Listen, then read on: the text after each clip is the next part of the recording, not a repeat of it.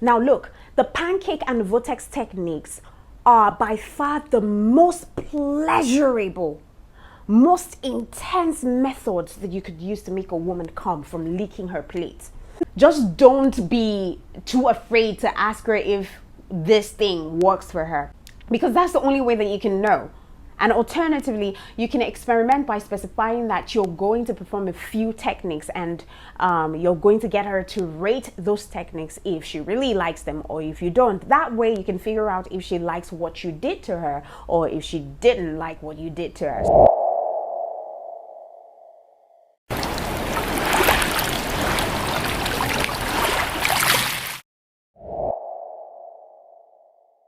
Now, should you do anything different when she's about to come?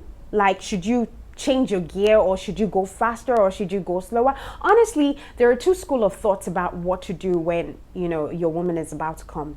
Now, the first is for the beginners and the intermediate folks, right? While the second one is for the advanced guys. Now, guys, I am teaching you something that you need to even click that thank you button for me. Click that thank you button and support this channel, and I'll be giving you so much secret that you probably don't even know about. Okay, so the beginner or intermediate guys, right, you should practice what I call the super steady pace, because most women greatly appreciate when you maintain an incredible steady rhythm as they're about to come. And I need you to know that rhythm and consistency are the two key things to making a woman orgasm from you licking her plate. Consistency, rhythm. All right, so keep the pressure the same and maintain the same speed. Maintain the same speed, the same rhythm. If you're trying to if you're trying to switch it up when she's trying to come, it can just ruin her orgasm. It can ruin her mood and her orgasm, and it will be hard for her to get back to that mood again. So you will now be spending ×2 of the time trying to get her to reach that point. All right, so when she says she's about to come, please don't change what you're doing to her at that point. If maybe you're flicking your tongue in a circular motion with a certain pressure, please stay on that pressure, stay on that motion, stay on that flicking motion consistently until you feel her powerhouse contract and jerk. And when I mean contract and jerk, it contracts and it has some pulsating movement. That's when you know that she has come. Then for the advanced guy, you can use what I call the agonizing slow down method at the point of her orgasm. So this is it, right? If you have gone down on your woman and you've brought her to orgasm repeatedly, and now you can do it at ease with your woman, you should try the agonizing slow down method. Now here is how to do it. So when you can tell that she's about to get to her orgasm, she's close to her orgasm, right? Slow down ever so slightly so that the final approach to orgasm takes longer than usual. This way, she will get to experience the hyper pleasurable build up to orgasm over a long period of time. So as you try this more and more, and the closer she gets to orgasm, the slower you should get. All right, this way she will get to enjoy that wildly intense feeling right before she comes, and for longer. This will definitely make her come much harder than normal. Now, I dare warn you on this fact that if you haven't eaten her out much before, you wouldn't know how her body reacts to your tongue that well. So trying this agonizing slow down method when you're eating a new, plate, or maybe you're just new to her plate, is basically going to be a recipe for a frustrated, dissatisfied woman. So you only do this when you know her too well down there, when your tongue is accustomed to her plate and her plate is accustomed to your tongue. Assuming that she has orgasm, should you do anything different after she has had an orgasm? Honestly, I need you to know that just like guys, most women have what we call a refraction period when they have clitoral orgasm.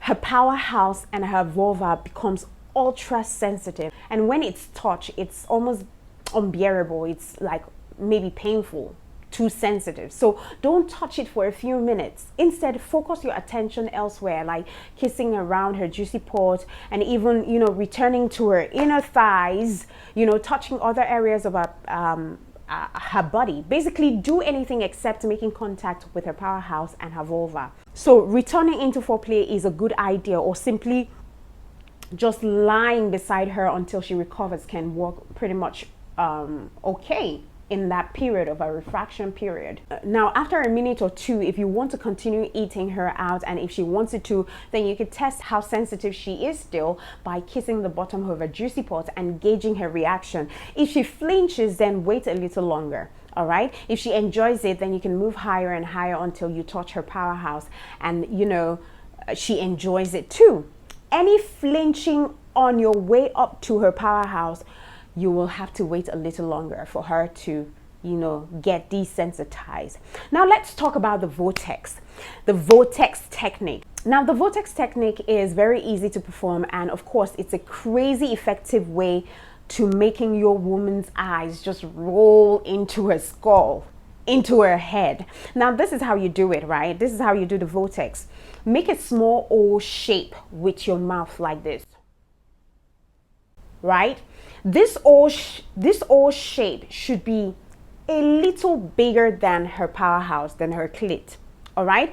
Make sure that your lips are covered in saliva, and then you place this O around your woman's clit and the surrounding area. Then you gently start sucking it. This will cause her powerhouse to get sucked up into your mouth, and it will feel very pleasurable for her. That's the basic technique for this vortex. But then again, there are multiple variations that you could try while you're also keeping note whether she enjoys it or not. Now, there is the constant vortex variation. The easiest way to perform this vortex is by keeping a constant level of suction. So let's assume that this is her clit, right? You do a suction around it. The suction is not going to be so hard. Remember that powerhouse is very fragile. For some women, just putting your mouth, making a suction right around her powerhouse is just enough to get her to the climax. Then you have another variation called the rhythmic vortex. All right. And when performing this rhythmic vortex, you will be sucking and releasing pressure rhythmically. That is, you will be pulling her powerhouse in and out of your mouth and releasing it, like releasing it. How fast you do it is up to you. You can do it slowly or as fast as, the beat of a song. And then again, you could also try what I call the hard vortex, then slowly release. First, you need to quickly apply a strong level of suction around the powerhouse before releasing it slowly. Then you can go back, do it again, and release. The suction will be a lot stronger than you release. You could also try licking vortex. And this is how you do it. When you suck in her powerhouse into your mouth, right? Try holding it. Try holding it while you suck in her powerhouse into your mouth, and then use your tongue to massage the powerhouse like so. Use your tongue while it's still sucked in. Make sure that inside your mouth, your tongue is massaging the already sucked in powerhouse. Mad sensation. Mad sensation. I don't know what to call that. But there is a suction happening around it, and then you're also flicking it. It is mad. And as I said earlier, or mentioned earlier, make sure that you're varying the pressure and the speed. Now, how big should your O be when you're putting your mouth around it? The answer to the question is whatever works best for you. If your girl prefers you to use a small O, where you can barely suck her, powerhouse into her mouth, then do that. If she finds it much more pleasurable when you have a wider O and you can suck in her powerhouse along with, her labia majora or whatever, then do it instead. It's just basically what works for your woman. Also, you need to listen to her body. All right, listen to her body, get feedbacks, talk to her. You need to figure out exactly what she needs for her most powerful orgasm. Now, should you use your teeth on her powerhouse? Hell no. Hell no. Her powerhouse is one of the most sensitive spots on her body, so it's highly likely that your teeth will hurt her. Don't do it. Even if she explicitly asks for it, you need to be incredibly very cautious, and I would recommend that you never use your teeth. All right? And so that's the only two kitty eating techniques that you will ever need to do on your girl that would give her that mind-altering orgasm and make you the best lover she's ever had. Thank me later when you do this. And thank you for watching, and see you tomorrow, where I will be giving you 14 more powerful ways to eat her out like a champ. And until then, stay blessed. Love you.